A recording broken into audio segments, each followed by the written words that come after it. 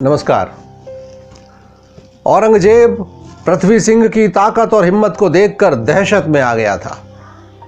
जसवंत सिंह और पृथ्वी सिंह उसे अपनी सल्तनत के लिए गंभीर खतरा महसूस होने लगे, लेकिन कुटिलता पूर्वक अपने मनोभावों को छुपाए वह मौके का इंतजार करने लगा। उसकी तो नीति ही थी दोस्त बनकर राजस्थान के शूरमाओं की पीठ में खंजर घोंपना। पहले तो उसने जसवंत सिंह को शिवाजी महाराज से युद्ध करने महाराष्ट्र भेजा। कहीं हिंदू शिवाजी और हिंदू जसवंत सिंह मिल न जाएं, इसलिए शाइस्ता खान को भी साथ ही भेजा। इन लोगों को प्रारंभिक सफलताएं मिली भी, लेकिन जल्द ही शाइस्ता खान अपमानित भी हुआ और अंततः जान से भी गया। औरंगजेब को लगा कि हो न हो इसमें जसवंत सिंह और शिवाजी की मिली भगत है, तो उसने जसवंत सिंह की जगह आमेर के जय सिंह को महाराष्ट्र भेजा और बड़ी सावधानी पूर्वक प्रशंसा करते हुए मान मलुगल के साथ जसवंत सिंह को काबुल के विद्रोह को दबाने भेजा। एक बात ध्यान देने योग्य है कि शिवाजी से लड़ने गए इन दोनों राजपूतों में परिवर्तन आया, और यह शायद शिवाजी महाराज के व्यक्तित्व का प्रभाव था। जिस तरह पारस के संपर्क में आने से लोहा भी स्वर्ण बन जाता है, इन दोनों के मनों में भी हिंदुत्व की लौ जागृत हुई।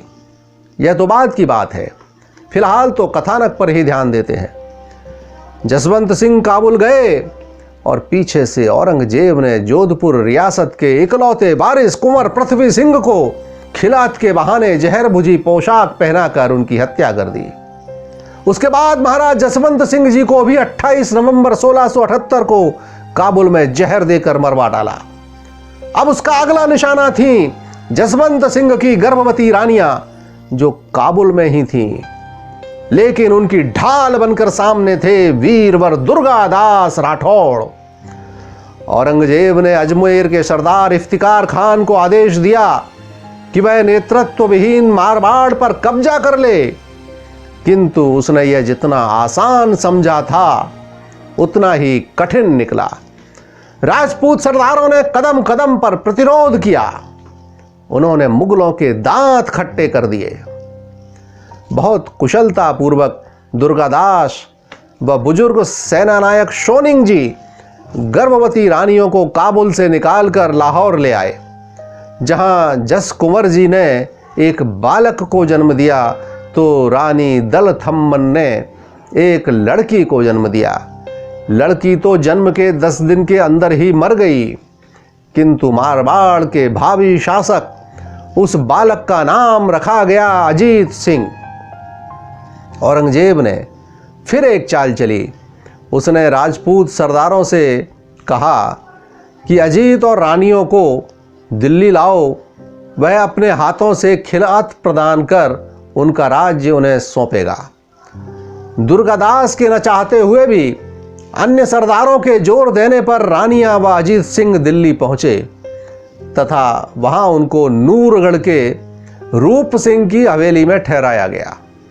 दुर्गादास को बादशाह पर रत्ती भर भी भरोसा नहीं था, अतः उन्होंने राजकुमार को बचाने की योजना बनाई। राज परिवार की धाय की बेटी रूपा का बेटा अजीत सिंह की आयु का ही था। उसे अजीत सिंह के स्थान पर रखकर अजीत सिंह को भंगन के मेले की टोकरी में रखकर महल से बाहर भेजा गया। बाहर एक सपेरा तैयार था, जिसने उस बालक को भंगन से लिया और अपनी सांपों की पिटारी में छुपाकर उसे सुरक्षित दिल्ली से बाहर ले गया। दूसरे ही दिन फौजदार फौलाद खान ने हवेली पर हमला कर दिया। रानियों व अन्य वीरांगनाओं ने अपने सीने में कटार मारकर दिव्य पथ का मार्ग पकड़ा, तो राजपूत सेनानी जान हथेली पर लेकर जूझने बाहर निकले। मुट्ठी भर वीरों ने कड़ा मुकाबला किया। दुर्गादास घायल तो हुए, किंतु सकुशल अपने पैतृक गांव सलवास पहुंच गए, जहां अजीत सिंह पहले ही पहुंचाए जा चुके थे। शीघ्र ही पूरे मारवाड़ में ये कहानियां फैल गईं। दुर्गादास राठौड़ अब जननायक बन चुके थे। उनके प्रयत्नों से चिर प्रतिद्वंद्वी मेवाड़ और मारवाड़ एक होकर मुगलों से जूझने लगे। हालांकि इस एकता का सबसे बड़ा कारण खुद औरंगजेब द्वारा किए गए भीषण अत्याचार भी थे। औरंगजेब के महत्वाकांक्षी बेटे अकबर को अपने साथ मिलाकर दुर्गादास ने उसकी कमर ही तोड़ दी। लेकिन अकबर जल्द ही हिम्मत हारकर अपनी बेटी को दुर्गादास के संरक्षण में सौंपकर दक्षिण चला गया। छत्रपति संभाजी के साथ पहली बार राजस्थान ने मिलकर पूरे देश में मुगल सल्तनत को चुनौती दी थी। इस दौरान अजीत सिंह को आबू पर्वत की गुफाओं में छुपाकर सुरक्षित रखा गया और सन 1686 में उन्हें पहली बार सरदारों और आम जन के सामने लाया गया। सेनापति इनायत खान ने औरंगजेब से कहा था, जहांपना अभी तक बिना राजा के ही राजपूतों ने कहर बरपाया हुआ था, अब तो उन्हें इनका राजा भी मिल गया, अतः बहुत बड़ी सेना की जरूरत होगी और आपको ही अगुवाई करनी होगी। अब मेरे बस का नहीं है। उसका अनुमान सत्य था। अगले 2 वर्ष में हर जगह से मुगल सेना को करारी शिकस्त का सामना करना पड़ा। इनायत के बेटे को जोधा हरनाथ ने तो स्वयं इनायत को चंपावत मुकुंद दास ने पराजित कर लूट लिया। सुजावत खान को मारवाड़ का नया सेनापति बनाया गया तो उसके हाल भी बेहाल ही रहे। औरंगजेब को अब अपनी पोती अर्थात अकबर की बेटी की चिंता सताने लगी, जो दुर्गा दास के संरक्षण में थी। उसने परेशान होकर संधि के प्रयत्न प्रारंभ किए। 1696 में उसने एक भावुक पत्र दुर्गादास को लिखा। उदारमना दुर्गादास ने अकबर की बेटी औरंगजेब को सौंप दी। सन 1700 में अजीत सिंह का धूमधाम के साथ राज तिलक हुआ। उसके बाद तो राजपूतों ने मुगल सत्ता की जड़ें ही उखाड़ना शुरू कर दी। औरंगजेब के धर्मांध अत्याचारों से त्रस्त राजस्थान के लगभग सभी राजघराने एक साथ आ गए थे। केवल आमेर के जय सिंह ही अपवाद थे। औरंगजेब ने भी हिम्मत हारकर राजपूताने के स्थान पर दक्षिण का रुख किया और वहीं 3 मार्च 1707 को अपनी करनी का फल पाने जहन्नुम रसीद हुआ। जैसे ही उसके मरने का समाचार मिला, अजीत सिंह ने जोधपुर पर धावा बोल दिया।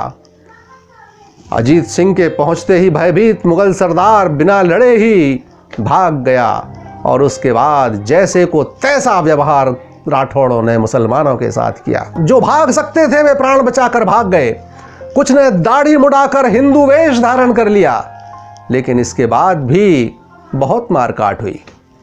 जोधपुर आने के बाद विधि विधान के साथ अजीत सिंह अपने पिता के सिंहासन पर विराजमान हुए।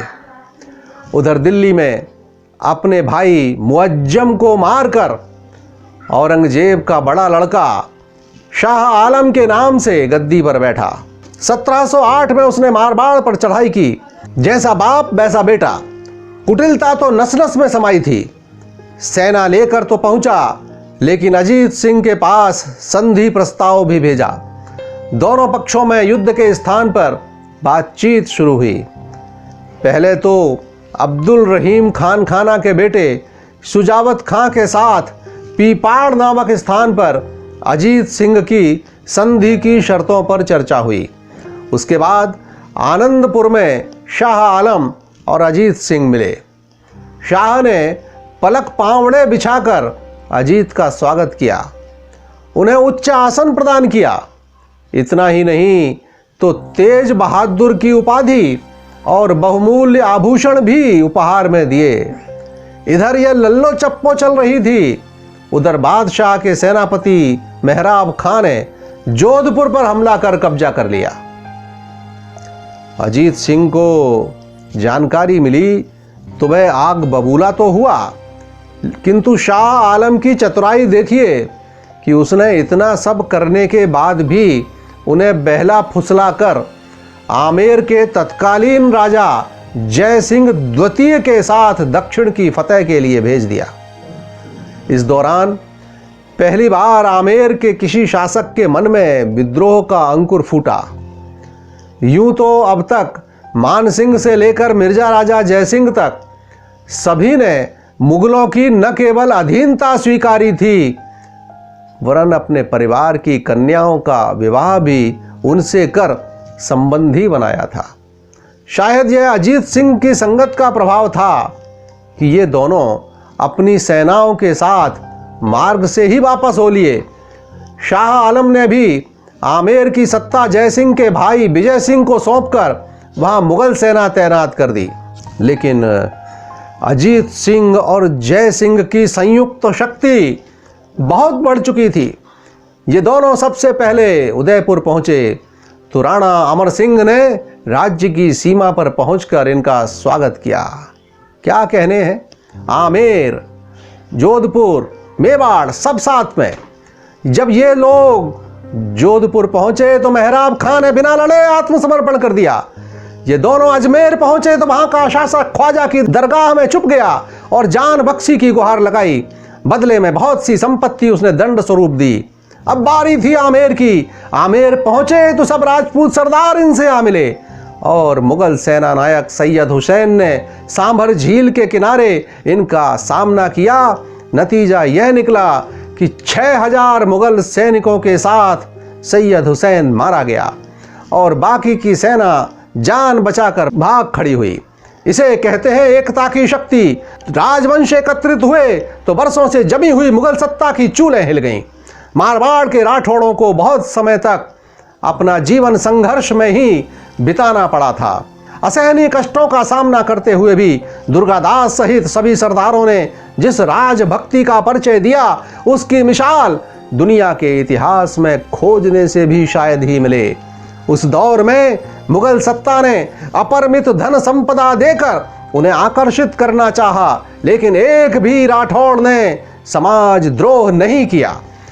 औरंगजेब से घनघोर शत्रुता होते हुए भी उसकी युवा पोती की मान मर्यादा दुर्गादास की छत्र छाया में जिस प्रकार सुरक्षित रही, उसने तो औरंगजेब जैसे क्रूर और अत्याचारी को भी प्रशंसा के लिए विवश कर दिया।